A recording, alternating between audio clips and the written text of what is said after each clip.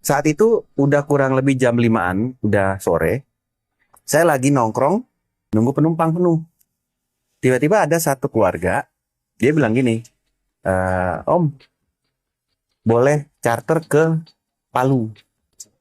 Saya bilang, Palunya mana? Daerah Donggala.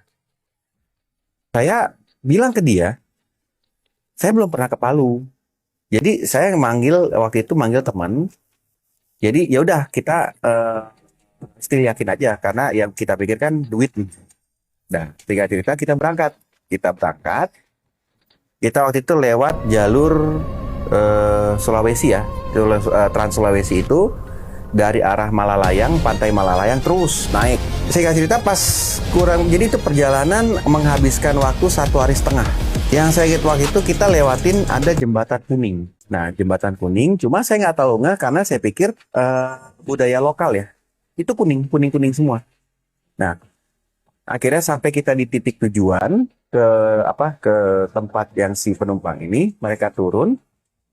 Saya bilang ke teman, gantian saya ngedrive, lu tidur aja.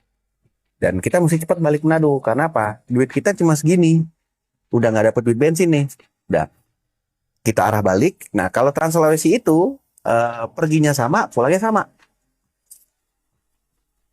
Satu ketika pas sampai di jembatan kuning, dari jauh saya ngeliat, nah ini berarti jalan kita bener nih. Jembatan kuning. Nah, udah setengah enaman lewat gitu. Jadi ini pas lewatin jembatan kuning, belum berapa lama dari situ, itu depan saya itu beloknya ke kanan. Dan ke kanan itu curam ya, ke kanan itu. Saya berhenti. Saya mikir, perasaan ini belokan tadi ini nggak ada.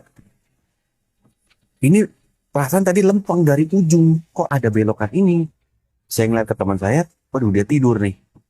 Saya buka kaca. Nah anehnya, saat itu kondisi jalan raya sepi sekali. Nggak ada orang. Padahal itu setengah 6 itu namanya jalur Trans Sulawesi, itu rame. Itu sepi banget.